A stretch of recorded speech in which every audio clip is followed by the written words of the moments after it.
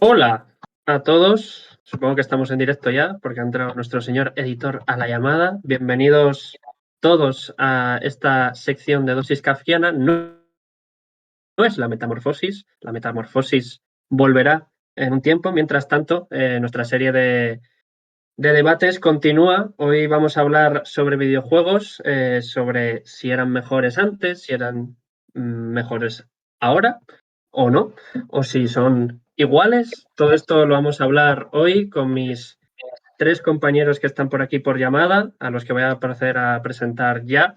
Tenemos a Adrián Álvarez por aquí. ¿Cómo estás? ¿Cómo estás, tío? Y encantado de estar aquí. Te has preparado mucho el debate, eso me has dicho, así que espero una gran participación por tu parte. Veremos a ver. Luego tenemos a Martina Garrido. ¿Cómo estás? Yo bien, yo a tope. Cero nervios, esperemos. Menos que los míos, espero. Y por último, nuestro editor, Luis España, sí, se apellida España, que ha estado siempre por los directos, es el editor que maneja todo Twitch y los vídeos, así que gracias otra vez por estar con nosotros, porque sin ti esto no sería posible. Así que, bueno, vamos a arrancar el programa de hoy, pero antes os vamos a recordar que si tenéis Twitch Prime o Amazon Prime o lo que sea, podéis suscribiros al canal de Twitch y apoyarnos, o también, si lo estáis viendo desde YouTube, porque esto se va a resubir, esperemos que se resuba, pues lo tendréis en el canal de YouTube, suscribiros por allí, seguirnos en todas nuestras redes sociales, que las tenemos todas, ¿vale? Así que vamos a empezar con un poquito de actualidad. Dime.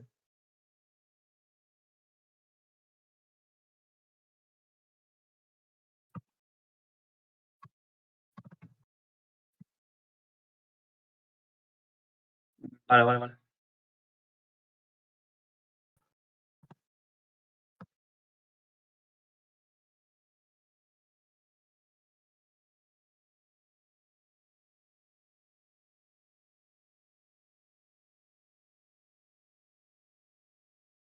A ver, vamos a ver el directo en un momento. No, yo la veo bien. El único problema que tengo yo es que va con retraso, pero va bien. ¿En el directo va bien?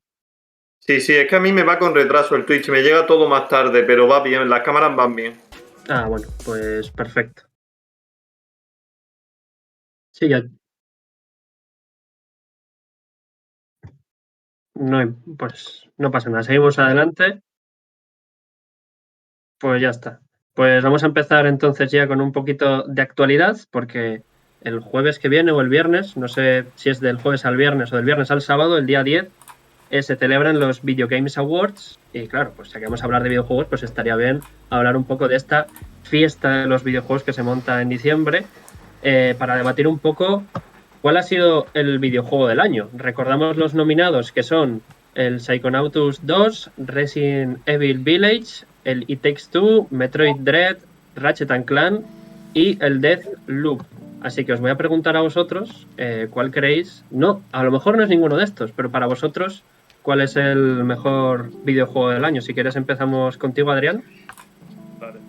Yo lo voy a decir, la verdad no he podido jugar a ninguno de los nuevos este 2021, entre unas cosas y otras, entre estudios y todo lo demás, la falta de stock y todo, y no he podido jugar a ninguno.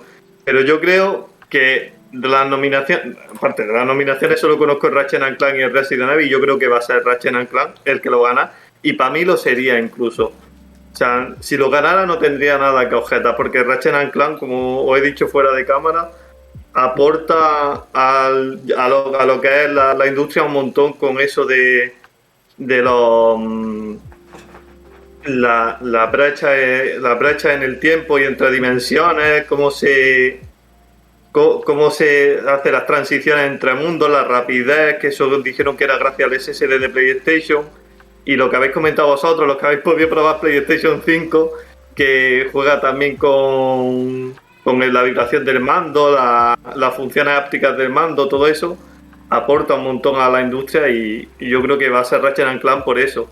Que se puede pensar que siempre es el mejor juego, pero yo pongo un ejemplo. Cuando salieron God of War y Red Dead Redemption 2, ganó God of War. Y Red Dead Redemption 2 para mí es uno de los mejores juegos de la historia. Pero God of War quizás fuera más redondo en sus aportaciones, en su historia, en la reinvención que hicieron de God of War. Entonces, a lo mejor sí, quizás se lo merecía más God of War, pero eso ya es más debatible. Pero para mí, el de este año es Ratchet & Clank. Y cuando lo juegue lo confirmaré a lo mejor. ¿Y para ti, Martina? A ver, yo estoy entre el Ratchet & Clank y el Resident Evil, porque subjetivamente hablando espero que gane el Ratchet y Clank, porque desde que soy pequeña me encanta ese videojuego y ver la remake, por decirlo así, ¿no? De volver a ese mundo, ¿no? Que era tu lugar de la infancia, pues con unos gráficos y una animación mucho mejor a la que la jugaste, pues siempre hace mucha ilusión jugarlo y sabes que es una historia increíble, mundos increíbles, mucha imaginación por medio. Pero luego está el Resident Evil. El Resident Evil, por las imágenes que he ido viendo, los trailers, me recuerda mucho a lo que va siendo la ambientación que realiza Tim Burton en todos sus tipos de películas, dibujos. Y me parece muy interesante también cómo realizar un videojuego de una manera en la que el terror se apiade un poco de ti. Entonces muchas veces también esa obra total, ¿no? En la que utilizas muchas imágenes, muchas misiones, en las que no hace falta tener la luz apagada para llevarte un buen susto, y no por susto, sino porque es que hay un terror psicológico de por medio. Entonces yo creo que está muy reñido, pero subjetivamente hablando espero que sea Ratchet y Clank. Pero es que el Resident Evil tienen, vamos, están ahí creo yo. Tiene a Lady Dimitrescu, ¿no? Que también tira bastante, la señora. ¿Y para ti, Luis? A ver, para mí subjetivamente, obviamente el Ratchet y Clank. De hecho tengo la Play 5 por eso. Es el único que he jugado de la lista también, que eso por una parte es un poco injusto para los demás videojuegos. Objetivamente tengo que decir que me he jugado toda la saga y entiendo lo que dice Adri de que aporta bastante al mundo de los videojuegos, pero creo que aporta más a la consola en la que sale en sí, por el tema del mando y el tema de las funciones ópticas y todo el rollo, que no al mundo de los videojuegos en general, porque creo que lo que ha hecho ya lo han hecho otros de la misma de la misma saga de Ratchet y Clank. No innova demasiado, objetivamente mirándolo a tope, e incluso te diría que algunos antiguos han hecho lo que ha hecho mejor en muchos apartados, en tema de gimmicks, plataformeo y todo el rollo. Diría que incluso lo superan un poco a pero obviamente en el tema del combate es mucho más excelso que los otros, porque se basa mucho en eso. Es muy buen juego, la verdad. Los gráficos son la hostia, es una pasada, es la joya de Sony de este año.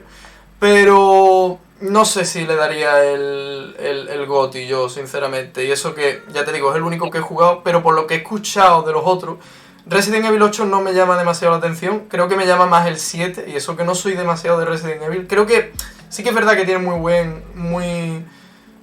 buen diseño, ¿no? En comparación igual con el 6 o el 5, que son más básicos, más de acción típica.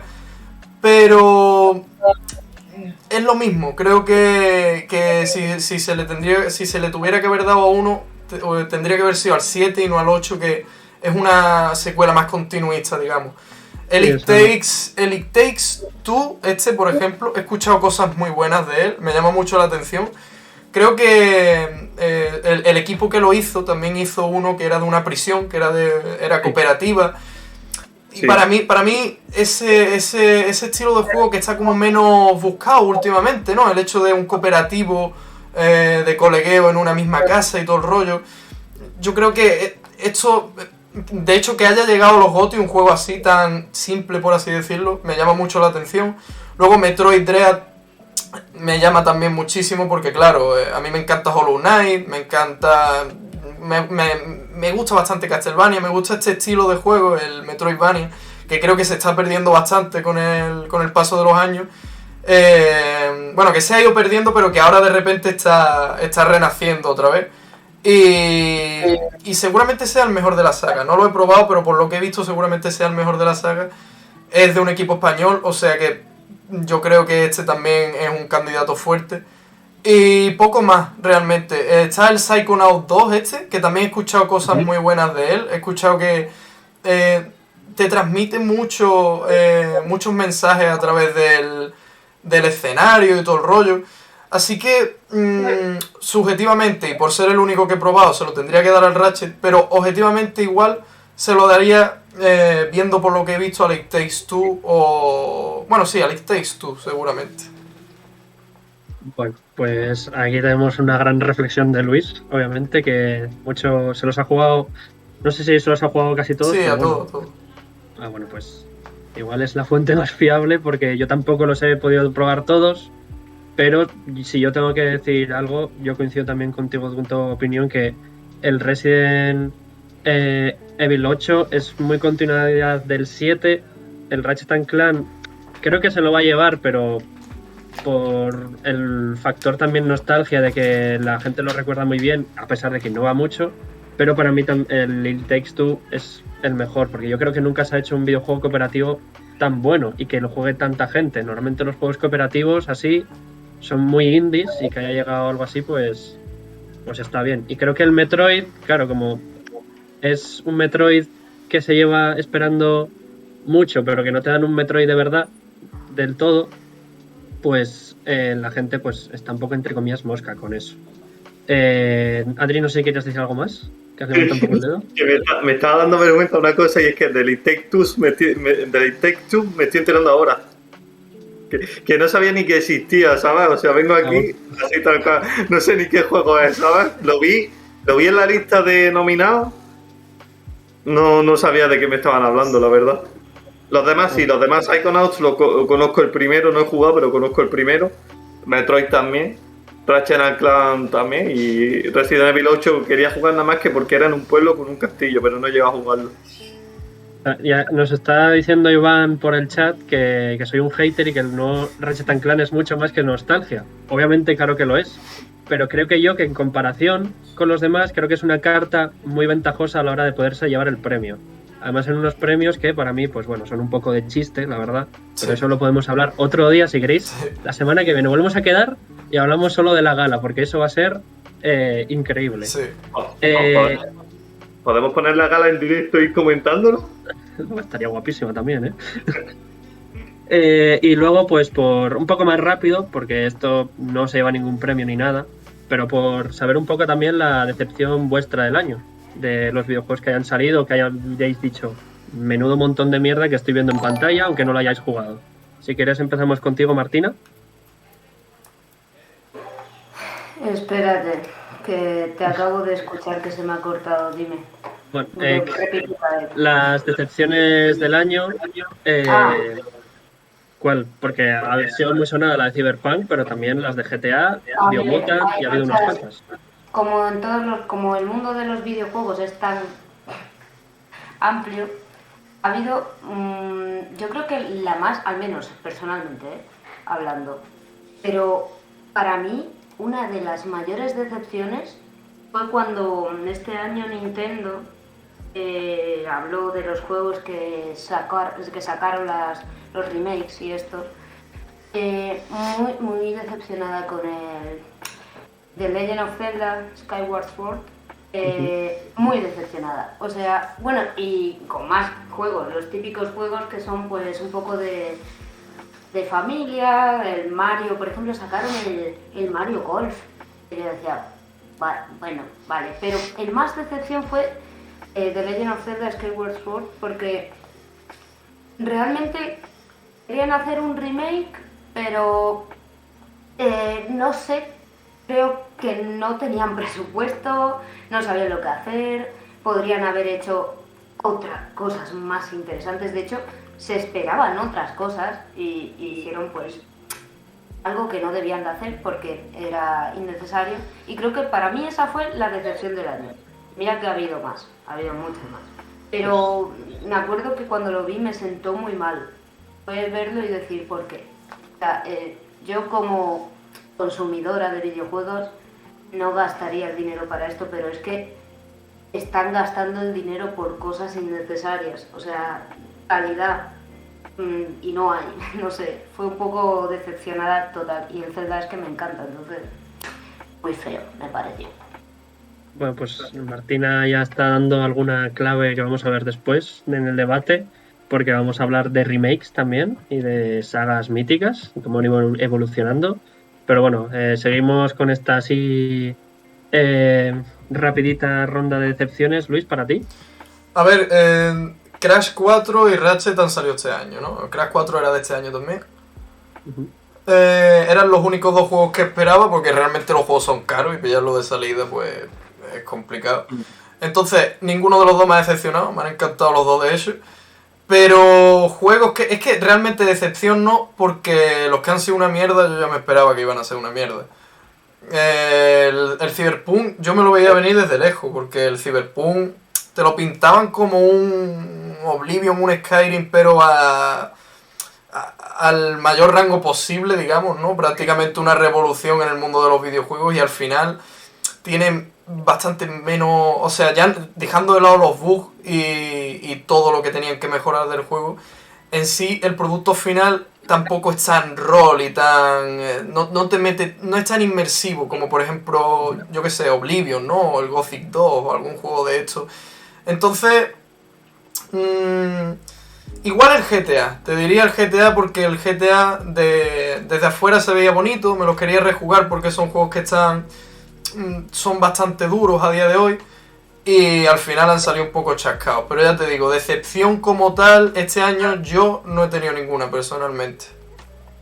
Bueno, pues mejor para ti, porque disfrutas mucho más de los videojuegos. Sí. Si vas ya con predispuesto.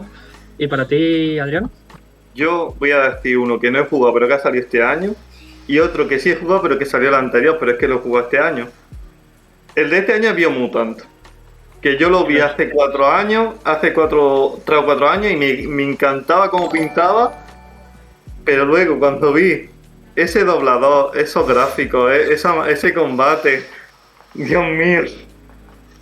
Lo han dicho también por el chat. Lo habéis visto ya, ¿no? Lo habéis visto ya. Es que, ¿qué más puedo decir? O sea, lo iba a jugar y no lo he jugado. Quería jugarlo aunque fuera malo, porque muchas veces a mí me han gustado juegos malos. Pero cuando vi eso, no dije, lo dejo para otro momento. Y otro que he jugado este año y que me ha decepcionado, me he entretenido, lo he disfrutado, pero me ha decepcionado por una parte que me toca a mí, es el Assassin's Creed Valhalla. A ver, Assassin's Creed Valhalla para mí ha sido muy divertido metiendo martillazos, ¿vale? Pero yo me esperaba un poco más de desarrollo en la ambientación inglesa en la Edad Media. Y me he encontrado con, por ejemplo, la torre de Oxford, la famosa torre de Oxford con el reloj. Me he encontrado que es la torre de un campanario de una iglesia que estaba en un pueblo perdido en el Assassin's Creed Valhalla, copiada y pegada en Oxford. Y yo... ¿qué me estáis contando? Aparte, esa torre no estaba ahí en aquel año. Esa se construyó después. ¿Qué hace ahí esa torre?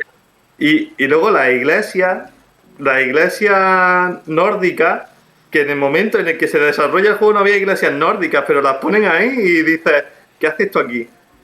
Claro, se siente que antes lo hacían con más investigación, con más empeño, y ahora pues se ha quedado en un juego de rol de meter martillazos, meter espadazos simplemente, y que no ponen empeño en hacer la parte de historia, que es lo que lo hizo famoso. Y yo hasta Assassin's Creed Valhalla lo he disfrutado, pero esa parte me ha destrozado. O sea, yo ya no sé dónde va a acabar.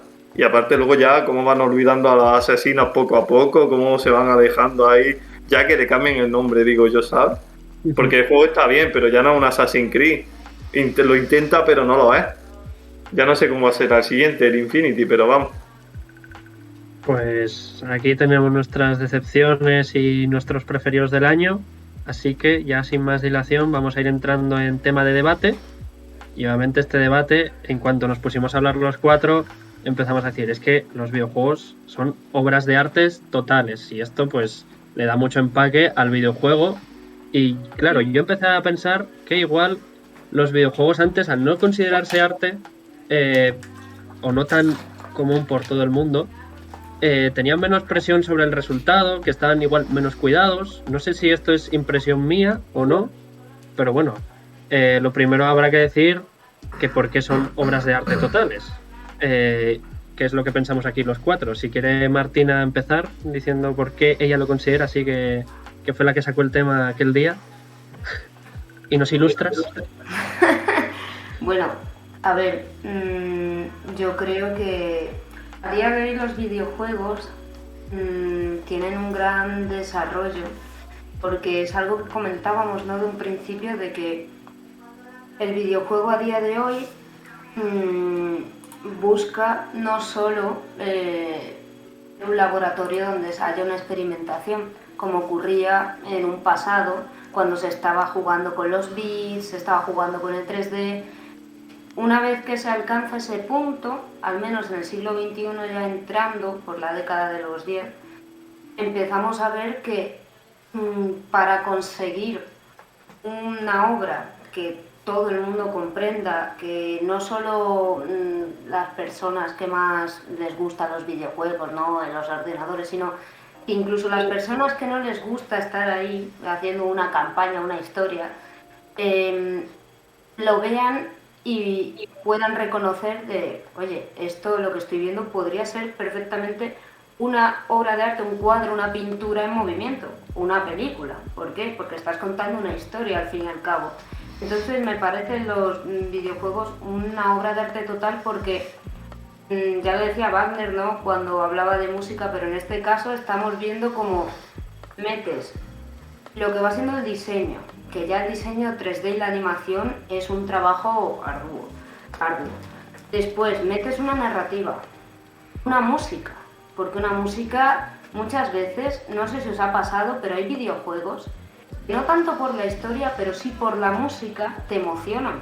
Y solo estás escuchándolo, no has jugado una parte del videojuego, pero esa música se te queda en la cabeza.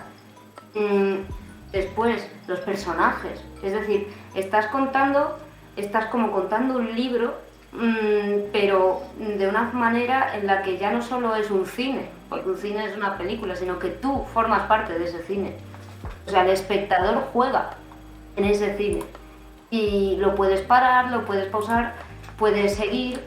Son cosas que, pues a mí me parece no solo ya una obra de arte, sino es que trasciendes. Llegas a un momento en el que vas más allá de la obra de arte, vas a una recreación virtual en la que tú estás ahí, tú formas parte de esa obra. Entonces me parece increíble. Así. Pues ahí está la justificación de por qué los videojuegos sí son obras de arte totales. Y ahí apuntaba algo, que es que ella lo nota a partir de la década de los 10, como que los videojuegos hacen un cambio a la hora de plantearse lo que están haciendo. Eso es lo que has dicho, más o menos, ¿no, Martina? ¿Sí, no? Pues, claro, yo tenía apuntada aquí la pregunta, ¿de verdad creéis que es a partir de los años 10 cuando ya se empieza, o sea, 2010, a crear esa idea de videojuego artístico? ¿Es antes o incluso puede ser después? Si quieres, Adrián, hablar. Yo he puesto aquí apuntado, es verdad que a partir de la generación de Play 3, cuando ya se empiezan a aparecer el mundo indie y los juegos AAA son más elaborados, es verdad que se empieza a investigar, a experimentar un poco más con los juegos artísticos. Pero yo recuerdo que cuando estaba en la carrera alguien estaba haciendo una reflexión en su TFG sobre Shadow of the Colossus, que lo relacionaba mucho con el romanticismo. Juega Shadow of the Colossus y cuando tú te pones delante del primer coloso o el segundo, lo que recibes, la imagen que recibes podría estar perfectamente en un cuadro romántico. ¿Me explico? Sí. O con la concepción de lo sublime y todo eso, el poder enorme que se enfrenta a un poder más pequeño, que es el protagonista de Shadow of the Colossus. Lo siento, es que a Shadow of the Colossus he jugado un poquito nada más, no he tenido el tiempo de jugarlo entero. Pero sí, pero lo ves y la banda sonora ayuda también mucho a eso. Entonces, no sé si lo hacían ya con una concepción de quiero hacer un videojuego artístico, pero ya se empiezan a ver las intenciones. Y no sé en qué año salió Shadow of the Colossus, estoy un poco pegado ahí. Es de Play 2, o es antes del 2010, de luego. No sé si sobre 2007 puede ser, 2005. Sí, yo le iba a echar 2005, 2006, por ahí, pero igual...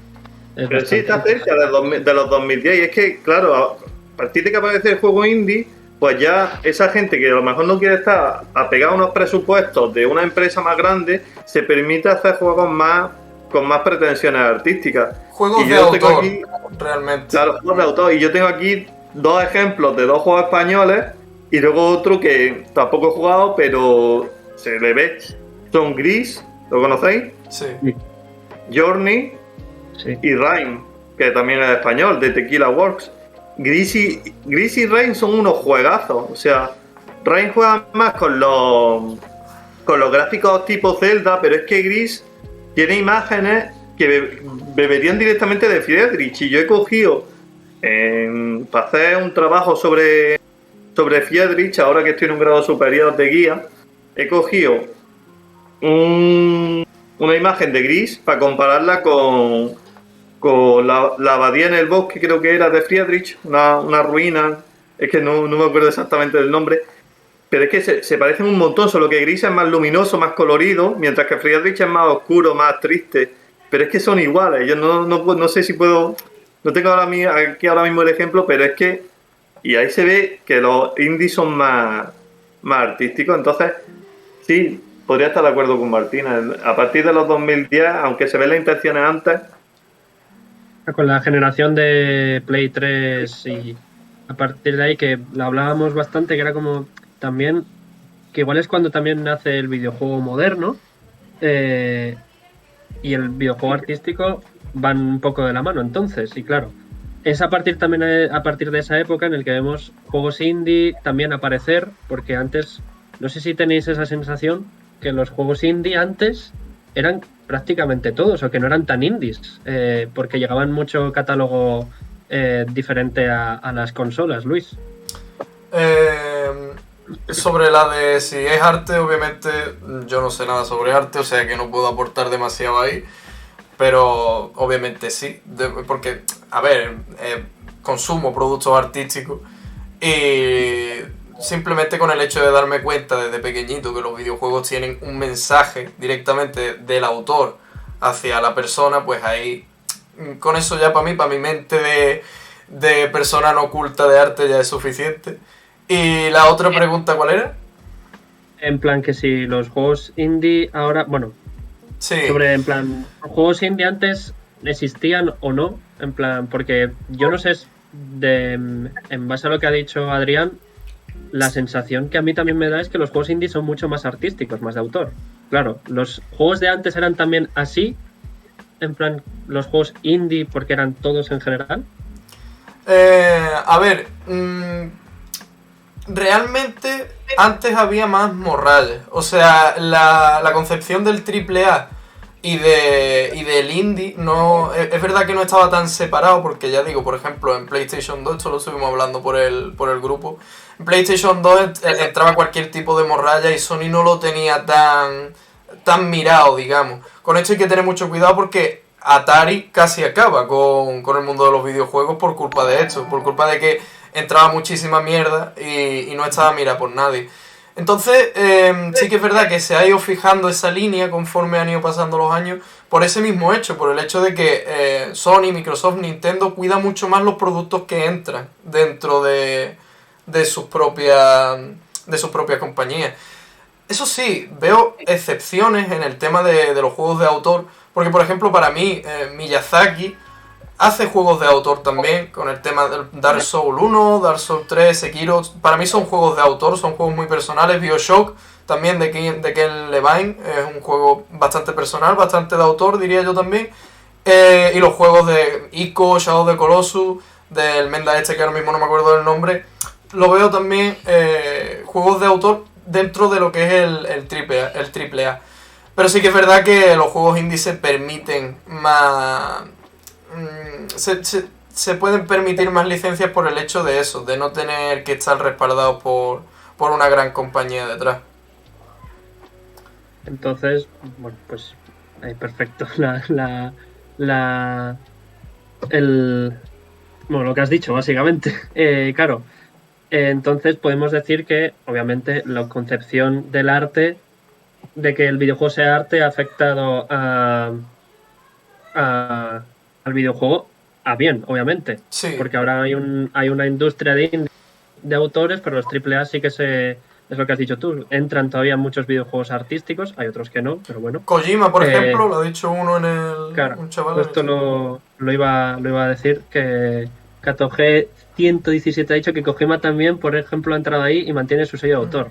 Vamos, eso ya la ha llevado a disputas con Konami increíbles hasta el punto de irse y fundar su propio estudio. Entonces podemos entender que cada generación de videojuegos, desde la Atari, la primera hace casi ya 50 años, ha ido mejorando cada generación de videojuegos, los videojuegos en sí, cada vez han sido mejores. Martina.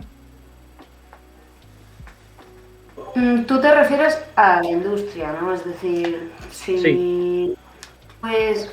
Claro, porque si decimos que el videojuego antiguo no estaba tan considerado arte y ahora sí tiene más intenciones artísticas... A ver, objetivamente sí. ¿Por qué? Porque todo lo que se dedica a la industria, al fin y al cabo, que entra a la industria, tiene una garantía tanto en la producción, la distribución, como el montaje del propio videojuego en este caso. Funciona un poco como otras industrias como la cinematográfica. Todas las industrias artísticas necesitan tanto ese valor artístico como el valor comercial. Entonces, claramente los videojuegos han mejorado mucho en este ámbito artístico porque necesitan un dinero. Entonces, el haberse metido en este mundo, lo bueno que tiene es que lo que entra a los ojos del espectador, del que lo juega, del jugador, es que se encuentra con, unos remakes, por ejemplo, unas mejoras y además pues muy bien realizados. También hay un punto, porque aquí hay un límite, ¿no? De que, vale, entras en la industria, mejora la calidad del videojuego, pero estamos ante el problema de la industria. Y la industria lo que hace es muchas veces utilizar la cantidad antes que la calidad.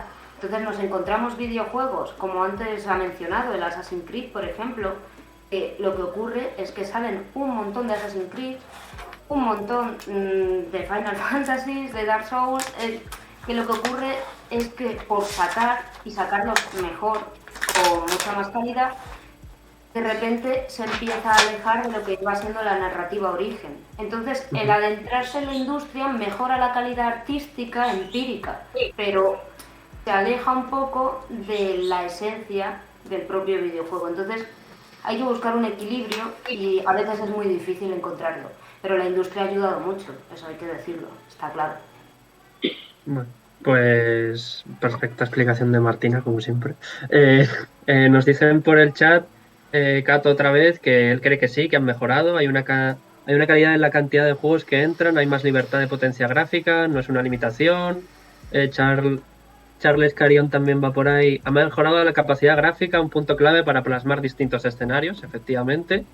Y Iván ha dicho antes sobre el Shadow of the Colossus, que me parece interesante, que sería un 10 si tuviese farmeo o ítems secretos. Y claro, aquí yo es que no estoy de acuerdo por eso. Es que creo que un juego no necesita ser, entre comillas, infinito, que tenga una jugabilidad con muchos aspectos, mientras tú plasmes la idea que quieres plasmar en tu videojuego, lo que ha dicho antes Adrián, lo de lo sublime y tal y cual, en el juego, yo creo que eso ya es suficiente para que un juego, digas tú, es un 10.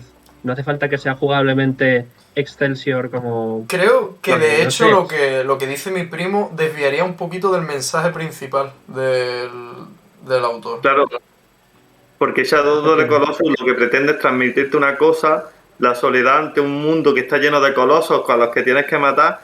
Si ya te ponemos ítems secretos, farmeo y todo, a lo mejor sí se está desviando un poco de la idea original, porque ahora voy a volver a Gris, ¿no?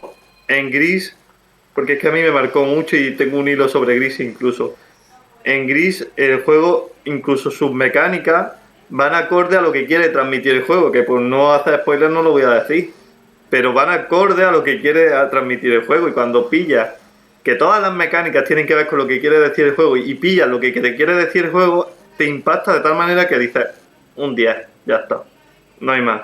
No hace falta que el juego tenga boss secretos, no hace falta que tenga farmeo, no hace falta que sea un juego con millones de gráficos, porque Gris de hecho es un plataformero, es es normal y corriente. Un juego que dura 3 horas y que cualquier persona que lo viera a simple vista sin saber lo que es diría, bueno, un juego más y ya está. Pero no, para mí no es un juego más. Por eso digo que a lo mejor Shadow of the Colossus está bien como está. ¿Alguno quiere decir alguna cosita más sobre este tema, de lo que hemos estado hablando? Si queréis levantar la mano o hablar directamente, si queréis. Si no, pasamos a un poco al siguiente tema, que ya estoy viendo cosas en el chat que nos pueden dar paso. A ver, bueno, respecto a lo que ha dicho... Perdona, se me ha olvidado tu nombre.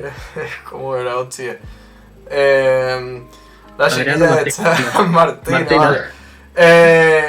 Ha dicho antes algo como que la industria a día de hoy saca más cantidad que calidad en algunos casos, ¿no? Yo creo que eso lleva existiendo desde siempre en muchos videojuegos. Por ejemplo, el Mega Man en la NES tiene 6 Mega Man que son prácticamente iguales. Lo que pasa es que sacaban uno, no sé si cada año o incluso cada 6-7 meses. Básicamente por eso, porque daba pacha en el momento y ya está. Yo de hecho creo que en ese sentido las sagas se han ido... ciertas sagas, por lo menos que yo sigo, se han ido sacando cada más tiempo para meterle más calidad a los títulos. Por ejemplo, yo que sé, Uncharted tenía 3 Uncharted en PlayStation 3 y luego en PlayStation 4 solo hay uno, pero en mi opinión muchísimo mejor que los otros. God of War lo mismo, aunque el Ragnarok va a salir también para Play 4, pero se entiende que es de la siguiente generación. Ratchet lo mismo, no sé, siento que es según como lo mires, porque claro, por ejemplo, luego te pones a mirar Call of Duty y efectivamente Call of Duty es una saga que está súper sobreexplotada, es Assassin's Creed lo mismo, ha perdido la identidad prácticamente, pero yo creo que esto ha existido desde siempre, simplemente hay que mirar ciertas compañías y lo que hacen con sus productos, si los prostituyen o no. Sí, estoy totalmente de acuerdo. Es algo que ha existido, solo que ahora lo que ocurre es que como la industria es más potente, porque de hecho en torno al arte el videojuego se ha convertido dentro del top 3 el top 1, de que la gente lo toma como arte. Creo que el problema de la industria ahora a día de hoy, porque como tú dices ha existido con Lara Croft, Tomb Raider, también con la Play 2 existieron, vamos, Lara Croft 1, 2, después salió un 3 por ahí, pero sí que es verdad que a día de hoy, con el dinero que se invierte para los videojuegos, ¿no? Yo creo que como también somos, por decirlo así, jugadores y espectadores, esperan mucho, o sea, somos más críticos. Entonces, puede ser que por eso nos choque más cuando encontramos videojuegos que, como ha pasado, ¿no? De que, oye, pues se está repitiendo el Assassin's Creed, por ejemplo, ¿no? Porque antes los Pokémon se repetían y las historias eran igual, solo que cambiaban un poco eso, los Pokémon, las generaciones. Pero nadie preguntaba o lo criticaba de una manera, porque no creo que los espectadores y jugadores tuvieran el desarrollo que tenemos nosotros y el conocimiento que tenemos nosotros acerca de la industria, de lo que se gasta, de la jugabilidad. Son muchos puntos, pero vamos, estoy totalmente de acuerdo, es algo que existe desde hace mucho tiempo. Es verdad, yo también creo que el público se ha hecho más crítico a lo largo de los años. Yo también estoy de acuerdo. A mí me está viniendo a la cabeza que donde hay menos cantidad y más calidad es los AAA. Porque, por ejemplo, yo desde que me he comprado la Play 4, todos los AAA de Sony, que son en verdad los exclusivos, habré jugado 3, porque sí, 3, el God of War, el Horizon Zero Dawn y el Spider-Man. Entonces, donde hay menos cantidad pero más calidad en los AAA, y suelen ser los juegos que más se juegan. Antes los juegos que más se jugaban eran todos y había una cantidad increíble, y la calidad, sin embargo, pues bueno, depende del juego, ¿no? Sí, obviamente. God of War era increíble. Siempre salen juegos muy buenos y muy malos por épocas, obviamente, yo creo. Y nos acaban de preguntar, que mira, ya lo vamos a empezar a hablar ahora, pese a ideologías, que dice, ¿qué creéis que es más importante en un videojuego? ¿La narrativa o la jugabilidad? Y yo voy a darle una vuelta más a la pregunta, porque, en plan, antes creéis que era más importante la narrativa que la jugabilidad, y ahora al revés igual, en plan... Adrián está muy... Así que empieza tú si quieres. Yo tengo algo que decir. En los años 90, y aquí esto siempre lo repito, si hacemos más directo me voy a repetir 500.000 veces con esto. En los años 90, los juegos que más se jugaban y los que más triunfaron, los más conocidos son las aventuras gráficas. ¿Conocéis alguna aventura gráfica? El Monkey Island de los 90 Monkey son los Island, Monkey ¿no? Island. ¿Qué era importante ahí? Pues no tanto la jugabilidad, sino la narrativa. Claro, cuando ya se abren las posibilidades, va cobrando importancia la jugabilidad y los gráficos, quizás, si me apuras. Pero yo creo que ya en el punto en el que estamos, lo más importante de los videojuegos cambia según lo que pretenda el videojuego. Para mí, por ejemplo, en Gris, otra vez, la narrativa es lo importante. En Detroit Become Human, la narrativa es lo importante, claramente. Pero en un... ¿qué podemos poner? En un Dark Souls, es verdad que la narrativa que esconde, porque casi toda la narrativa es visual, es importante, pero lo que cobra importancia en el Dark Souls es la jugabilidad. Sin embargo, ahora me pones el Detroit otra vez, y la importante es la narrativa, ya según lo que pretenda el juego. Si un juego te pretende vender una historia increíble, la narrativa va a ser lo importante. A lo mejor tiene que hacer menos caso a la jugabilidad. Si vamos a jugar a un Dark Souls, pues lo importante es la jugabilidad. ¿No? No sé, no he jugado a Dark Souls, no me lo he pasado, tengo que pasármelo, todavía no me he atrevido, pero yo creo que es así, y por lo que me cuentan y he visto, tiene que ser así. Martina. A ver, yo pienso que depende.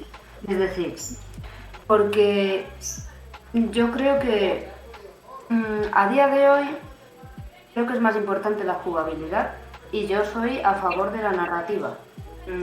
Lo prefiero.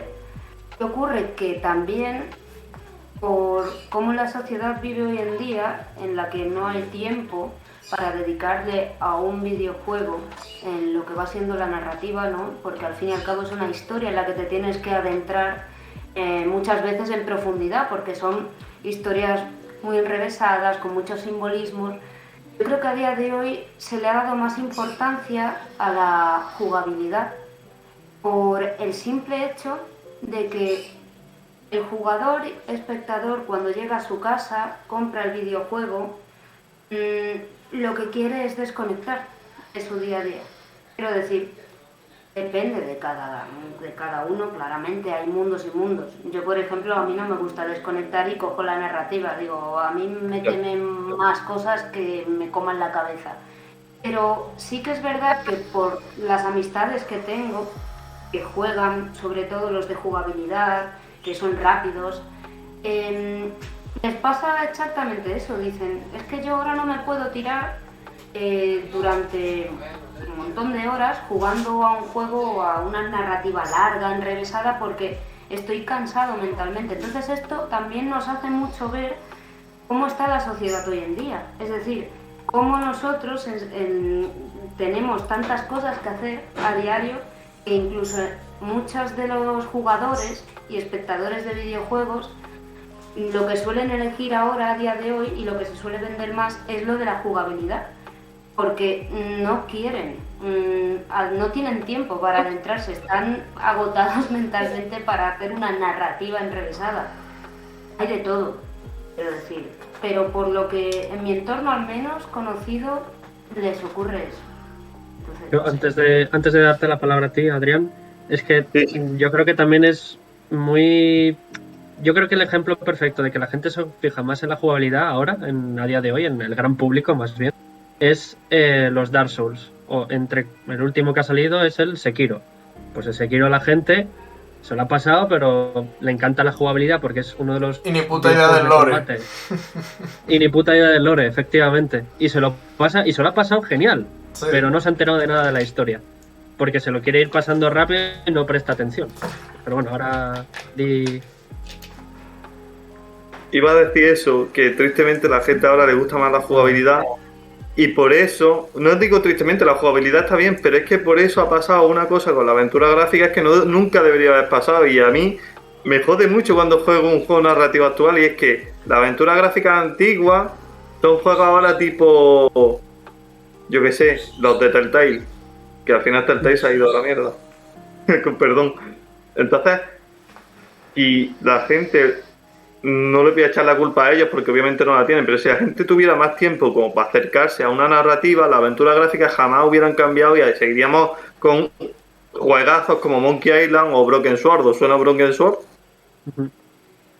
Es un juegazo, Broken Sword es un juegazo. Entonces, eso es verdad, a la gente le gusta más la jugabilidad. Yo he tenido muchas conversaciones con gente que he dicho, pero bueno, ¿por qué no jugaría una aventura gráfica o un juego más profundo en narrativa? Y te dice, pero no, es que yo a lo que vengo es a jugar con el mando, vengo a jugar, no a que me paren. Y eso lo he notado sobre todo mucha gente, no quiero señalar a nadie, ¿no? Pero tengo un amigo que le gusta mucho Nintendo y le gusta más el jugar que tener una narrativa profunda ahí que le lleve, que tenga más cinemáticas para contarte más cantidad de información. Le interesa más el jugar y no parar de jugar en ningún momento, que en ningún momento te paren. O yo, por ejemplo, me acuerdo que cuando critiqué a Assassin's Creed Valhalla, dije que Assassin's Creed Valhalla tenía muchas escenas que eran in-game, que necesitaban una cinemática, y me saltaron ya con el tema de los pelijuegos. O sea, juegos que son películas en realidad. Pues en realidad no, en realidad la cinemática te sirve para empatizar más con el personaje, con una escena más cinematográfica en la que ¿cómo te digo? Te transmite más que un in-game. Porque, por ejemplo, en Assassin's Creed Valhalla, ¿lo habéis jugado todo? No, pero bueno, lo he visto. Hay un momento en el que Eivor se hace el salto de fe. Un salto de fe que a lo mejor en Assassin's Creed 2 habría sido lo más épico del mundo. Pero claro, aquí el salto de fe es in-game. Pierde una cantidad de sentimiento ese salto de fe que no es normal. Y todo por hacerlo in-game. Y hacer que el jugador no deje de jugar. Entonces, molesta un poco que la jugabilidad haya tomado cada vez más, se haya comido la narrativa, cuando si estamos hablando de obras de arte, la narrativa es importante, lo que te quieren contar siempre va a ser importante. No se va a quedar solo en interacción y ya está. Tiene que haber ahí una narrativa que te acompañe. Yo no puedo jugar a juegos que son solo jugabilidad, siempre he dicho, a mí jugar por jugar para un rato. ¿Me explico? Sí. Me gusta, claro, yo soy, de hecho juego a PES, no juego a FIFA, ¿sabes? Y cuando juego a PES me tiro 2 meses jugando a PES, ¿me entiendes? Pero quiero una narrativa, hay veces que quiero una narrativa y cojo una aventura gráfica de hace 20 años y la juego, y si me quedo con ganas, juego a otra, así estoy, que he pasado 500 aventuras gráficas y otros juegos, sin embargo, otras sacas las he dejado sin querer, que también me gustan, las he dejado un poco olvidadas. Luis, no sé si quiere decir algo para que haya un ratito callado para... Has dicho lo del salto de fe, que era integrado en la jugabilidad, ¿no? Sí, salta y no hay escena prácticamente. No sé cómo lo hará Ubisoft con sus juegos, pero yo creo que eso también es según cómo lo hagas, porque Naughty Dog, que es prácticamente la pionera en hacer esto, junta las cinemáticas con el gameplay de una manera...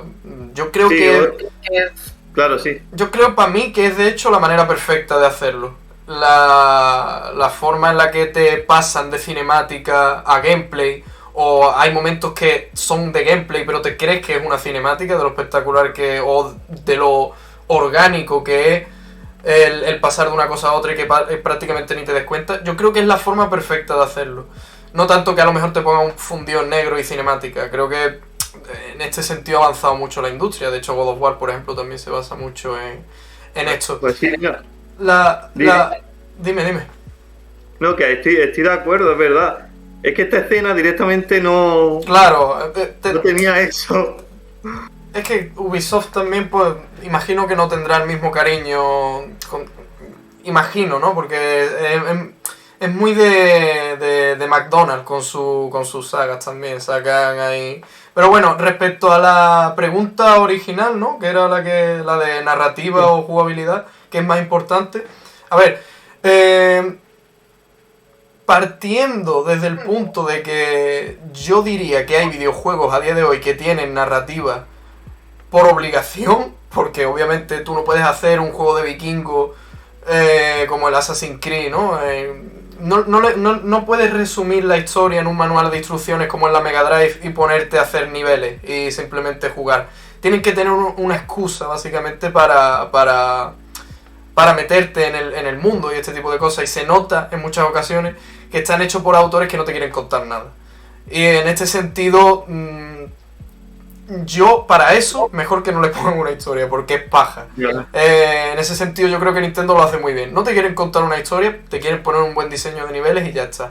A mí la historia me encanta, la narrativa es algo que desde pequeñito me ha encantado en los videojuegos. Pero claro, es lo que te digo. Si quieres contarla, realmente ponla. Si no, pues pon 2 o 3 cinemáticas pochas y ya está. Para mí lo más importante al tratar de un videojuego es la jugabilidad como base, aunque la narrativa dentro de tu juego sea más importante, porque por ejemplo The Last of Us 2, la narrativa es lo más importante, me encanta la narrativa de The Last of Us 2, pero la jugabilidad es la putísima hostia, y creo que se mantiene a través de eso, porque si el juego me quisiese contar toda su historia a través de una jugabilidad que no está tan pulida, al final lo iba a acabar dejando, porque para eso hazme una película o me lo cuentas en otra expresión de arte diferente. Yo creo que en los videojuegos, a través del diseño de niveles y de un montón de técnicas que se utilizan hoy en día, se pueden contar cosas de manera única. Entonces la jugabilidad como base para mí tiene que estar pulida. Obviamente si estamos hablando de aventuras gráficas es otra cosa diferente. Yo no he jugado muchas aventuras gráficas, tengo entendido que Walking Dead y muchos juegos de aventuras gráficas son muy buenos, pero yo nunca lo he jugado, es un género que tengo que exprimir. Pero bueno, eso, para mí la jugabilidad de base tiene que cumplir, y ya luego la narrativa la puedes poner por encima o por debajo de esto. Ahí tengo yo que... Bueno, para ir acabando el tema, que Martina lleva un ratico ahí con la mano levantada. Cerramos el tema con lo que quieras decir. Yo solo quiero decir, para reflexionar, porque me estoy dando cuenta de que estamos definiendo de alguna forma lo que es arte y lo que es menos arte. Quiero decir, en todo el debate estamos hablando de que para que un videojuego sea realmente arte necesita tener una narrativa, pero no sé hasta qué punto estoy de acuerdo, porque el hecho, yo creo, a mi modo de ver, también te digo, el hecho de que un videojuego sin narrativa, es decir, más con jugabilidad, te desconecte de tu entorno y de tu mundo y consiga emocionarte de alguna forma, o consiga hacerte sentir cosas, o hacerte emocionar, que te suba la adrenalina o que te tranquilice, podríamos también tomarlo como un arte, ¿sabes? Es decir, es como que me doy cuenta de que, y yo también tiendo a hacerlo mucho, de que a veces para que un videojuego sea una obra de arte también, supongo que no tiene por qué muchas veces estar de la mano de una historia. Entonces hay videojuegos que te marcan con tan solo en el ámbito empírico. Entonces ahí también tocas el arte, ¿no? Y me parece interesante hacer esa reflexión porque creo que habrá personas que sientan obras de arte a algunos videojuegos y que no tengan nada que ver con el entorno narrativo. Pero vaya, que es algo que... No, pero... que sí, que tienes razón, claro. Si el autor quiere hacerte sentir algo en un momento, y no es a través de la narrativa, sino a través de cómo se desarrolla la jugabilidad y lo que te está haciendo sentir en ese momento con lo que hace el videojuego, es verdad que por esa parte es totalmente un arte. No, ahí estoy de acuerdo contigo, ahí no puedo decir nada. Dicen por el chat, juegos sin narrativa. Hay juegos de conducción estilo simuladores o incluso más cosas más arcade. El Mario Kart, por ejemplo, las risas con amigos o las amistades destrozadas por el MP, que no sé lo que quiere decir con eso, pero bueno, que es como ese videojuego ya te está haciendo sentir y te está causando sensaciones y no hace falta una narrativa. Y sigue siendo arte, yo creo. Pero bueno, para ir pasando un poco el tema ya de narrativa y tal, porque hay que hablar un poquito de todo. Vamos a empezar a hablar de remakes, remasters y de las franquicias, ¿vale? En general. Así que, la primera pregunta vaya, ¿hasta qué punto es necesario que una franquicia se alargue tanto en el tiempo como, bajo mi opinión, Assassin's Creed, que ya debería haber muerto hace unos cuantos años. Martina, si quieres empezar. A ver, yo creo que el límite está en no tener miedo a que desaparezca la esencia de ese videojuego. En el sentido de que yo veo que muchas veces, y no solo miedo, sino porque vende, ha vendido en una época, ha sido muy top, pero creo que a veces, como Assassin's Creed, y me duele mucho porque a mí me encanta Assassin's Creed, la verdad, pero sí que es verdad que hay videojuegos que tienden a volver a sus orígenes. Y lo que hacen, yo creo que por una parte es por pensar bien, quiero pensar bien y que el mundo no es solo por el valor económico de las cosas, pero quiero pensar que lo hacen por el simple hecho de que no quieren que quede en un recuerdo o quieren que las generaciones futuras sigan jugándolo. O sea, que ese videojuego no estaba en la Play 3, sino que siga estando en las nuevas videoconsolas. El problema es que yo creo que muchas veces no hay que hacer eso. O sea, muchas veces tú no puedes seguir, al menos el hecho de adaptar el videojuego a una historia totalmente diferente es lo que hemos hablado. Pierdes la narrativa, si ese videojuego tiene una narrativa, si tú sigues intentando ahí reconstruirlo, renovarlo a lo largo del tiempo, empieza a perder su narrativa. ¿Por qué? Porque estás copiando y pegando. Llega un momento en el que dejas de tener capítulos para copiar y vuelves a recopiar. Entonces el límite está en que en la industria, al fin y al cabo, el límite está en que la propia industria se dé cuenta de que aunque vendas, ya, ¿por qué estás vendiendo? ¿Estás vendiendo por un recuerdo, una añoranza, o estás vendiendo porque la calidad del videojuego está acorde con lo que fue en su momento? Es una pregunta pues que yo creo que no se hace muchas veces, y si me la hago yo, creo que ahí dentro de la industria habrá personas que se la hagan, solo que puede ser que no interese. Luis, ¿tu opinión? Sí, a ver, necesidad de alargar esta saga, la única necesidad que hay en muchos casos es esta, porque obviamente, por ejemplo, Assassin's Creed, yo no he jugado ningún Assassin's Creed, pero conozco que la historia de Assassin's Creed, lo único que la unía entre ellas era la del presente, ¿no? Ustedes habéis... La del presente es una historia que supuestamente es la que da más lore, la que da más chicha, y al final nunca la terminan de terminar, valga la redundancia, porque si no, no pueden terminar de sacar, o sea, finalizar la saga en sí.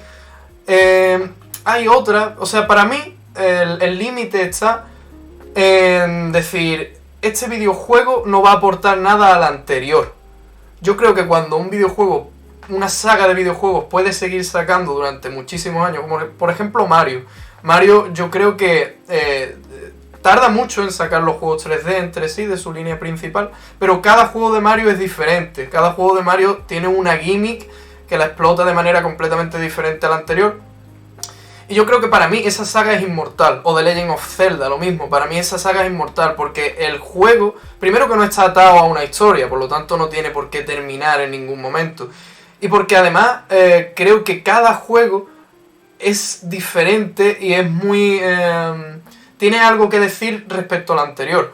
En ese tipo de sagas sí, pero en otro tipo de sagas como, yo que sé, Call of Duty, pues obviamente tú juegas al Black Ops 1 y juegas a el Black Ops 3 y no hay una diferencia tan grande. O sea, solo lo van a reconocer los que juegan a esa saga cada día, pero... son productos hechos de comida rápida, básicamente. Adrián, o sea, siguiendo esta línea un poco de qué franquicias o bueno, sagas han ido evolucionando, ha dicho el Mario, algunas sí más que se tengan a la cabeza, o cuáles se han ido estancando, o un poco por ese... ¿O cuál crees incluso, y esta ya vamos a hacer siguiente ronda, ¿cuáles creéis que debería haber durado más? ¿Alguna saga que dices tú, este videojuego se merecía más videojuegos? A ver, yo haya evolucionado así, la que ha evolucionado más bestia ha sido God of War. O sea, pegó un salto del cuarto que es la Ascension. Pegó un salto al God of War nuevo que no es normal. O sea, y encima le sale bien, que es que lo mejor es que le salió bien, que todo el mundo creía que iba a salir mal y salió bien. Y no sé qué has dicho a los juegos que se hayan quedado estancados o que no hayan ido a peor. Sagas que dices tú deberían morir, como yo he dicho, por ejemplo, Assassin's Creed, pero no sé, alguna igual más... Pokémon tendría que morir también o renovarse, porque... Yo antes he dicho, por ejemplo, ha dicho Martina, por ejemplo, que había miedo con que algunos juegos murieran. Yo antes tenía miedo a que Assassin's Creed muriera, por ejemplo, por eso de... A mí me gusta mucho que los juegos se basen en épocas históricas. Y Assassin's Creed es el único juego hasta ahora que de verdad se basa en épocas históricas, así como más o menos realistas. Entonces, a mí el único miedo que me daría que muriera Assassin's Creed, que de verdad debería morir o reinventarse, sería eso, que no sé quién sería el próximo en centrarse en épocas históricas como a mí me gusta, pero que debería morir totalmente. Y juegos que se han quedado estancados, mira, le voy a poner un ejemplo. ¿Habéis jugado a Kingdom Hearts? Sí. Vale. El segundo era la hostia. Sí, El de PSP era la hostia. Y nos quedamos, desde el PSP nos quedamos 13 años esperando un tercero. Claro, llega el tercero y nos encontramos con que no ha aprendido nada de estos 13 años que han pasado. O sea, es Kingdom Hearts 2, pero peor. Sí. Entonces, se ha quedado estancado. No sé si sería estancado, porque es que es verdad que no ha habido juegos entre Birth by Sleep y Kingdom Hearts 3, pero han sido juegos de Nintendo, de móvil y todo eso.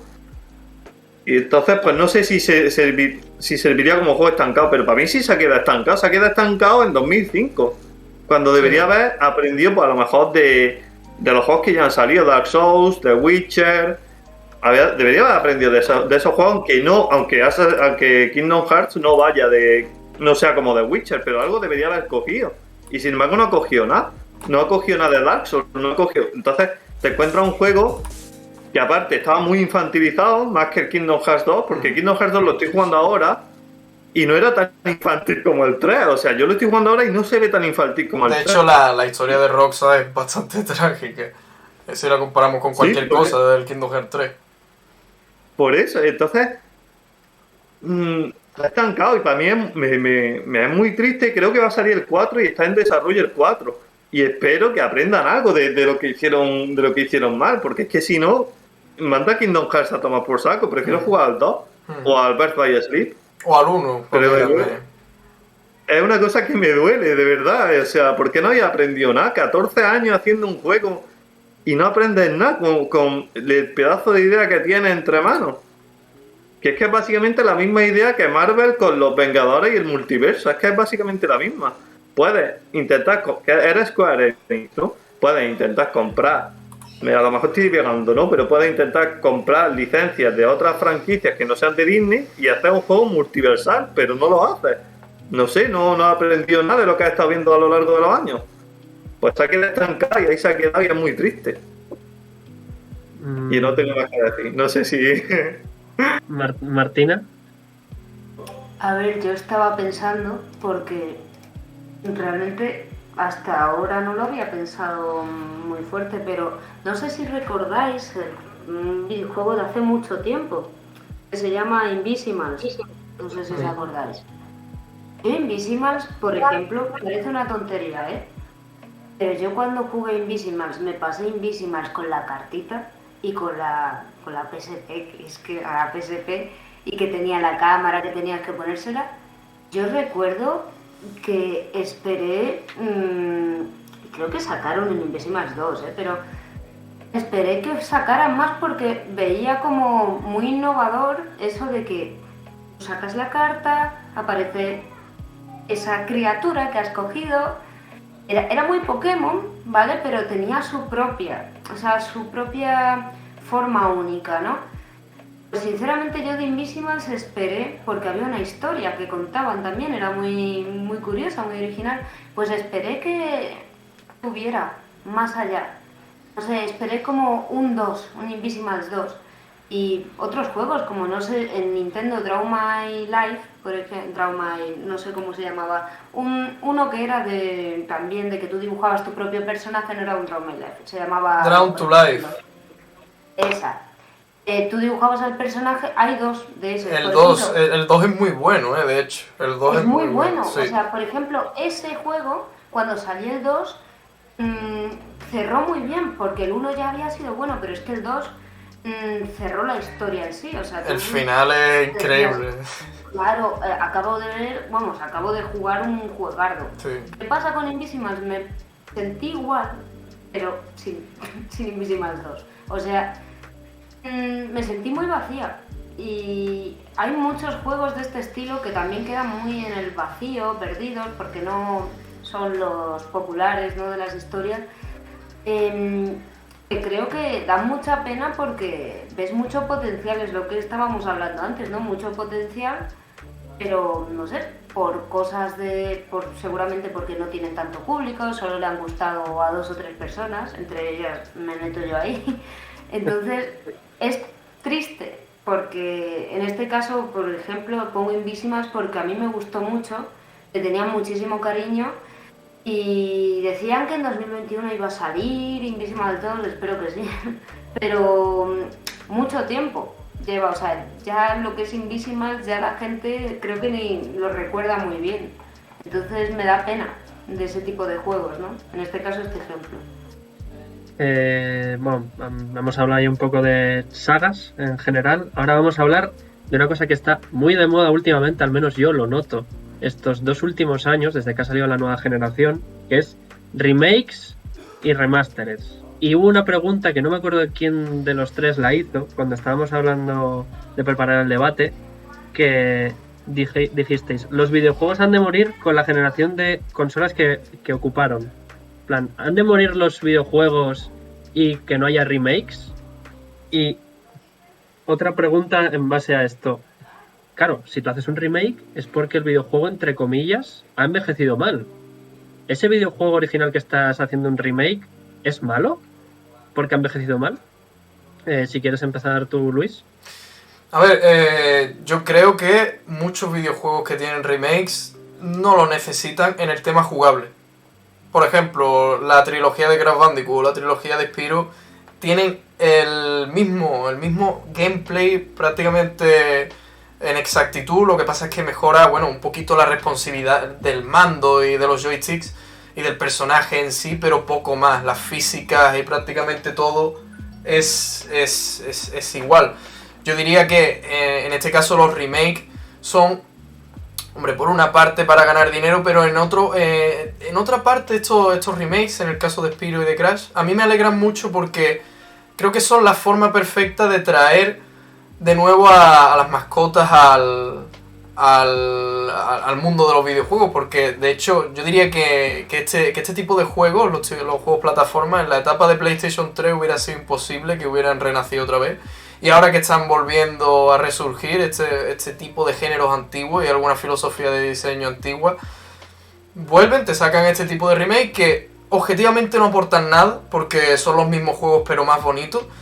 Pero es una forma perfecta de atraer a nuevo público y de traer a los fans más aférrimos de la saga y luego sacarte un juego nuevo como tal, como por ejemplo el Crash 4, que para mí mejora muchísimo la fórmula que tenían los 3 primeros y que igual no hubiera sido posible si no hubiera tenido buena aceptación el remake de Crash de la antigua trilogía.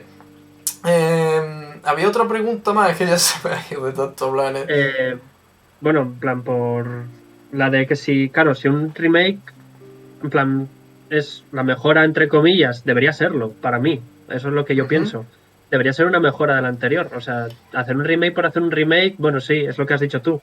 Traes al público... o sea, entiendes al público nuevo que está en los videojuegos que entienda el videojuego antiguo. Pero en realidad... Vale. Son videojuegos que han envejecido mal. En plan, ¿nos convierten mal los videojuegos? Ya te digo, para mí los Crash y los Spyro no han envejecido mal por el hecho de que puedes traerlo perfectamente otra vez a la mesa con la misma jugabilidad y con gráficos más bonitos y están de puta madre. Eso sí, claro, es lo que tú dices. Es un buen remake como tal el hecho de traer el mismo juego sin hacerle nada.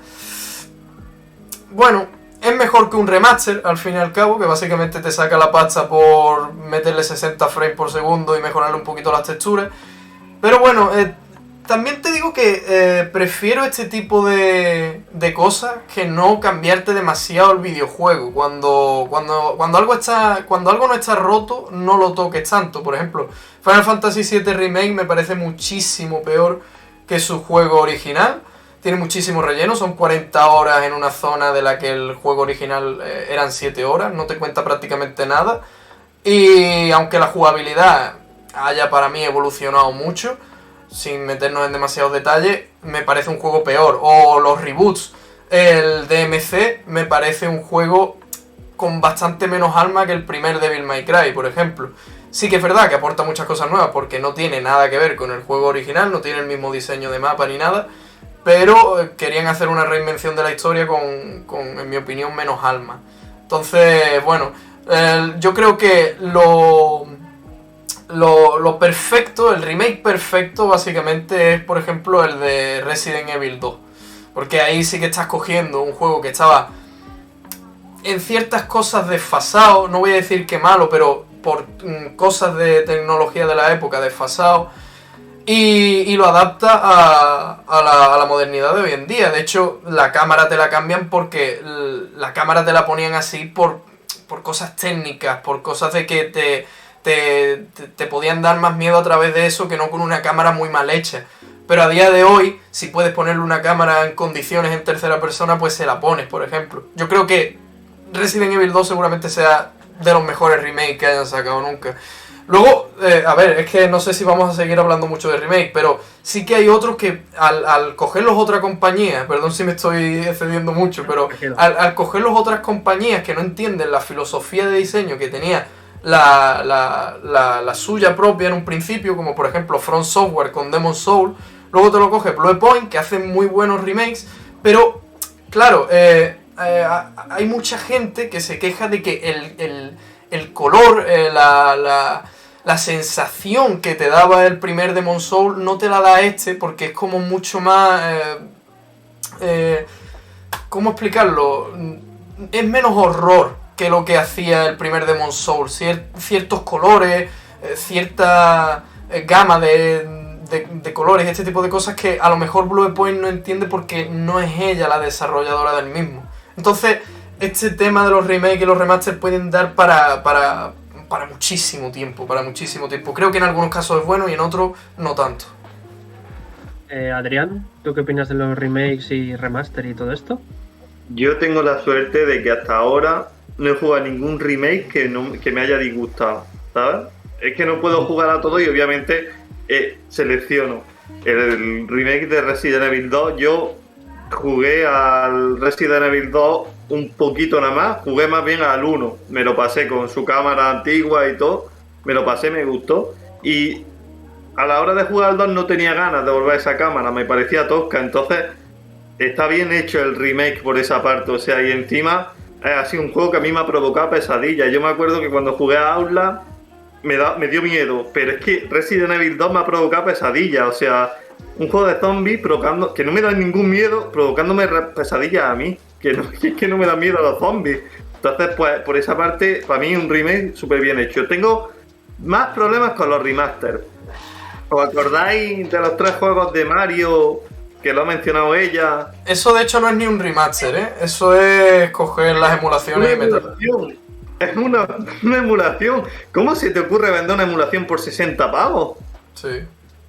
Y es que tú pones cualquier emulador en PC, ya sé que esto puede ser piratería o no, porque si tienes el juego original, pues puedes emularlo en PC. Tú coges un juego, lo emulas Kingdom Hearts 2 o emulas Ratchet & Clank en ordenador, y yo he estado jugando a Ratchet & Clank 3 en 4K, y se veía en 4K, se veía perfectamente, mejor que la Play 2. ¿Hace falta un remaster de ese juego? ¿Hace falta un remake? Un remaster no. Un remaster al fin y al cabo que es adaptarte el juego a la época en la que vas a jugar. Técnicamente. Ni siquiera ni rehacer los gráficos ni nada. Hacer el juego y ya está. Y vas a traer un juego antiguo, lo vas a traer a esta época, hazlo de nuevo, aunque sean los gráficos nuevos, como el Spyro. O Spyro, no quiero ofender a nadie, ¿no? Pero es que se me pegó ya Spyro. Yo también crecí con Spyro, pero bueno. O como Crash Bandicoot. Coge y haz los gráficos de nuevo. No hace falta que me haga el juego de nuevo como han hecho en Resident Evil 2, que está bien hecho, pero a lo mejor para otros juegos no es igual de bueno. Entonces, si quieres traer un juego a esta época, hazlo de nuevo. Pero los remasters, tío, es que... ¿Habéis emulado alguna vez? Sí, ¿no? Sí. Es que a través del emulador puedes tocar todo y te remasteriza el juego, el emulador solo. Es que no le veo mucho sentido. Y la que más me ofendió fue esa, los 3 juegos de Mario Bros. Es que emularon el juego y lo pusieron en el Switch y lo vendieron por 60 pavos. Me pareció una estafa, pero enorme. Y la gente lo pagaba y lo defendía. Pues no ves que es una emulación. Y luego los quitaron de la Store, tiempo limitado. Una vergüenza. La filosofía de Nintendo, bueno, ya sabemos cómo es la verdad. La verdad, sacarte los cuartos siempre que pueden, por cualquier mierda. Y hablando bien de los remakes, pues yo creo que ya he dicho, creo que hay juegos que necesitan uno, por ejemplo, pues en mi opinión, me gustaría ver un Assassin's Creed 1, pero con las ideas que ya tenían, por ejemplo, en Black Flag o en Unity. Un juego más grande, porque Unity, por ejemplo, para mí se queda muy, muy pequeño, muy cerrado, con solo una ciudad. Por ejemplo, un remake de Assassin's Creed 1, pero a los Origins, sin repetirse mucho con los edificios y todo eso, que tenga su arte también. Me encantaría, pero no sé si lo van a llegar a hacer. Había rumores, pero no sé si llegará en algún momento. Para mí un remake que yo creo que sí es necesario ese, y ver lo que hacen. Y para ti, Martina, los remakes a favor, en contra. Un videojuego debería igual a veces morir con su consola. Lo de ponerle mods, si queréis hablar un poco de ellos también, o si quieres hablar tú, a un videojuego antiguo para mejorarlo. ¿Qué significa eso? A ver, yo es que estoy muy a favor de los remakes, la verdad. Perdón por chafaros el plan, pero yo estoy súper a favor, de hecho. O sea, hay de todo, ¿eh? Hay remakes que ojalá no existieran, pero es como cuando supongo que eres padre y te sale un niño imbécil. Bueno, te sale nazi, pues dices, joder. Entonces, es un poco que hay veces que, bueno, pero sale una vez, creo que es algo pues curioso, te aparece. Y yo creo que los remakes es un poco así. Es que me pasa un poco como Adri, a mí no he tenido malas experiencias, no he tenido a un juego nazi. Entonces, pues, quiero decir, estoy bastante segura de que, a ver, tanto la parte mala como que la industria quiere básicamente hacer remakes, remasterizaciones para ganar dinero porque saben que es la jugada fácil para que el público y la añoranza y el recuerdo, que sí, es verdad, porque yo compro esos juegos por añoranza. Es verdad que por otra parte me parece bien hacer remakes porque estamos hablando de que desde la década de los 10 del siglo XXI se comienzan a hacer ya las obras de arte total, lo que hemos hablado, ¿no? Bíblicamente hablando, encontramos juegos increíbles, ¿no? Que es que te llenan, te emocionan. Entonces, veo bien, ¿no? Adaptar aquellos juegos que uno sabe que tienen mucho potencial, pero que en su momento estaban en ese ámbito, ¿no? Experimental, de laboratorio. El hecho de meterlos y adaptarlos a nuestra época, a veces salen mal, a veces te sale mal el niño, pero la mayoría de las veces, si tienen buen potencial y hay un buen marco narrativo, buenas ideas, creo que salen maravillas. Yo he jugado a remakes que sinceramente los recuerdo. Yo, por ejemplo, el Ratchet y Clank, que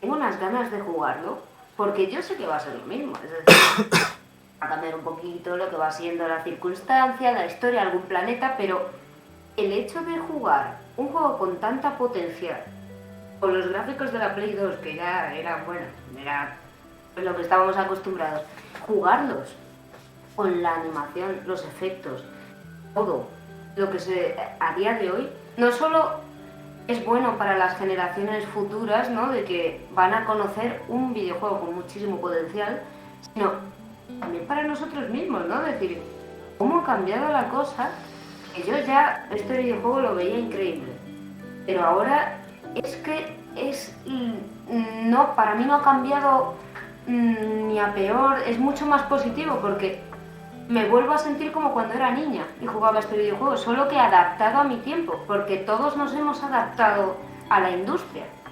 De hecho, seguramente si jugáramos, aunque digamos le tengamos amor y todo lo que queramos, pero yo personalmente, si juego al Ratchet & Clank ahora mismo, después de tanto tiempo, en la Play 2, me hará mucha ilusión, ¡ay, qué bonito! ¡Ay, qué recuerdos! Pero seguramente por el estar acostumbrada a nuestro tiempo y a los gráficos de nuestro tiempo, me chocará un poco, no lo disfrutaré tanto como cuando era pequeña y lo jugaba como algo increíble. Entonces, hacer esos remakes me parece tanto bueno como para las generaciones futuras como para nosotros, para volver a despertar a ese niño que llevábamos dentro cuando jugábamos esos juegos. ¿Puedo decir algo antes de...? Sí, sí. En el caso justamente del Ratchet de Play 4, creo, de forma subjetiva, ya te digo, habiéndome jugado toda la saga y todo el rollo, te diría que es uno de los casos donde no saben adaptar lo que querían decir en PlayStation 2, el primer Ratchet & Clank. Se cargan muchas cosas en cuanto a filosofía de diseño, no solo de nivel, sino además de historia, cierto humor negro que censura muchísimo, no sé, supongo que por el paso de los años, no estoy muy seguro. Y es ese tipo de videojuegos que me parece que es muy divertido porque coge la jugabilidad que se ha ido progresando a lo largo de muchísimos años, pero en el tema ya no solo de historia o de humor, también en el tema musical cambian todas las canciones del juego. Creo que es uno de esos remakes, casi reboot, de hecho, porque cambian muchísimas cosas, que para las generaciones futuras no van a conocer lo que quería transmitir exactamente los directores con el primer juego. Eso es mi opinión respecto a ese Ratchet. Pero bueno, ya te digo, hay otros remakes que sí me parece que saben traducir muy bien lo que querían decir los autores originales. Adrián, para terminar y zanjamos el tema este ya de remakes y tal. Rápido. O sea, tengo ahí el remake de Ratchet & Clank 1 y no he llegado a pasármelo, pero yo recuerdo que el remake Ratchet & Clank 1 de Play 2 tenía una crítica muy fuerte al capitalismo que me encantó. Si en este juego lo han perdido, que no lo han perdido, ¿no? Entonces, ¿ves? Ya por ahí un remake que lo jugaré, pero a lo mejor no me va a gustar tanto y sería el primero que no me gusta tanto. Pues bueno, hemos hablado ya de que si cómo ha afectado el arte a los videojuegos, hemos hablado de narrativa y jugabilidad también, de cómo han envejecido muchas sagas, de cómo si los remakes y tal son buenos o no, diferencia de opiniones aquí tal y cual. Y por ir cerrando ya el debate, que son ya casi llevamos 1 hora y media por aquí, pues vamos a hacer unas reflexiones finales, si os apetece, en plan ya directamente. Entonces, ¿son mejores los videojuegos ahora? Porque esa os parece la tónica que hemos ido llevando, pero yo no sabría qué pensar. Martina, si quieres empezar tú, rápidamente, para terminar. Yo creo que para terminar, yo creo que lo importante que hemos visto en este debate es el hecho de que en ningún momento hemos zanjado, por decirlo así, si los videojuegos del pasado eran más buenos o los videojuegos modernos son más buenos. Y es lo que más me parece interesante que hemos ido reflexionando, ¿no? De que en ningún momento hemos marcado una clasificación, una jerarquía. Entonces, debe de haber un respeto ante el pasado y ver el presente y ver los videojuegos del pasado con ojos críticos, es decir, alejados a nuestros gráficos y a nuestra actualidad. Es verdad que hay que reconocer la mejora que ha habido sobre el pasado, porque hablamos de arte total, hablamos de una innovación, una globalización total, ¿no?, en este mundo. Pero sí que es verdad que siempre hay que hacerlo con ojos críticos y siempre respetando de nuestro pasado y de dónde venimos, porque gracias a ese pasado somos lo que somos ahora. Luis. Sí, yo estoy de acuerdo. Creo que la industria a día de hoy es mejor, con muchísimas mierdas también que no había antes. El tema de los DLC, los micropagos, los juegos que te salen prácticamente a medias y que te van a ir sacando conforme vaya saliendo, pasando el año y todo el rollo. Aun con todas esas mierdas que existen, creo que en muchísimos apartados se controla mucho más el medio. Un medio que no lleva tantos años como el cine o la literatura y que creo que, ya te digo, ha mejorado mucho. Creo que estamos en un punto que está bastante bien. No es como la época de Play 3 o Xbox 360, donde el público se anclava mucho a lo mejor a los shooters o a un tipo de género concreto y se iban olvidando otros géneros como por ejemplo los plataformas o los Metroidvania. Creo que ahora el público acepta muchísimos tipos de género y de videojuegos. Creo que estamos en un punto muy bueno. Si te tengo que decir, me quedo con la etapa actual.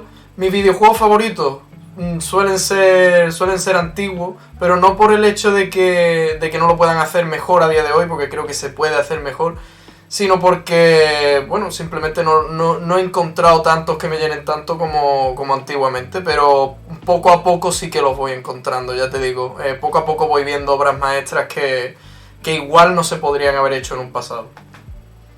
Adrián.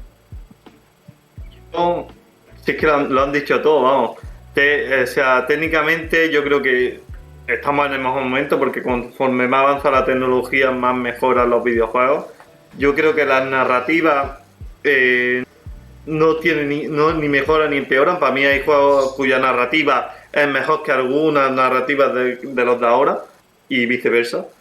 Pero sí, o sea, en general ha mejorado mucho porque los videojuegos al fin y al cabo son tecnología y como la tecnología va mejorando, los videojuegos también. O sea, la jugabilidad de ahora no es la de antes. Los juegos de antes, algunos son muy toscos. Jugar a Tomb Raider antes no es lo mismo que jugar a Tomb Raider ahora. Solo jugar. Me explico. No sé la historia, porque no llega a pasarme ningún Tomb Raider antiguo. Pero eso, jugar a Tomb Raider ahora es mucho más satisfactorio que jugar antes. Antes te tirabas de los pelos. Y estabas viviendo aquella época. Y aún así te tirabas de los pelos. Ahora es difícil que te tires de los pelos jugando a un juego por su jugabilidad, ¿me entiendes? Entonces, pues, ha mejorado bastante. O sea, la sensación hay que respetar los juegos antiguos, pero la sensación es que el medio está en su mejor momento porque vamos a mejor, pero los videojuegos que marcaron un antes y un después siguen siendo obras maestras por lo que supusieron en su época. Pues por ejemplo, yo que sé, GTA San Andreas es uno de los mejores juegos por lo ambicioso que fue y lo bien que salió para la época que fue. Metal Gear 1 o 2 por la narrativa y la idea de plantear una historia. Adrián, dime. Hablando de juegos que se adelantan a su época como San Andreas, miraros cuando podáis, no sé si jugáis estrategia, miraros Black and White 2. Pues ahí queda la recomendación también, efectivamente. Pues eso sí, para los que gente que solo juega videojuegos actuales, pues merece la pena que se juegue a las grandes joyas de antes para que entienda cómo ha ido evolucionando el medio también, para que no se pierda videojuegos que dices tú. Esto me recuerda mucho a un videojuego que salió hace poco, porque muchos influencian para siempre en la historia, como por ejemplo en esta última época, los últimos 10 años, yo creo que el juego más influyente ha sido Dark Souls. Hay que jugar a juegos antiguos y Dark Souls a mí me parece mucho mejor juego que el 3, a pesar de que el 3 creo que está muchísimo mejor pulido, porque el 1 fue el principio de todo y es uno de los juegos que nunca se debe olvidar. Incluso igual se olvida antes el 3 que el 1. Sí. Así que, lo dicho, jugar a videojuegos antiguos, a los nuevos también, apreciarlos, pero siempre con una perspectiva histórica, que es siempre como hay que abordar el arte, con perspectiva histórica y no meterse a fuego con un estilo o una generación de videojuegos, etcétera, etcétera. Así que nada, esto ha sido todo por nuestra parte. Si queréis despediros, pues nos despedimos todos en conjunto. Seguidnos por Instagram a Dosis Kafkiana, para que es igual el sitio donde más activos estamos siempre para avisar de todas estas cosas. En Twitter también con nuestros hilos de cultura, nuestros debates en Twitch, pues los intentamos hacer todos los domingos que podemos. Ahora nos queremos poner un poquito más en serio. Recordar que podéis suscribiros también en YouTube. Si nos estáis viendo, pues otra vez que suscribáis, coño. Y que si esto os gusta mucho, yo había pensado en que podíamos hablar de videojuegos pues mucho más de continuo.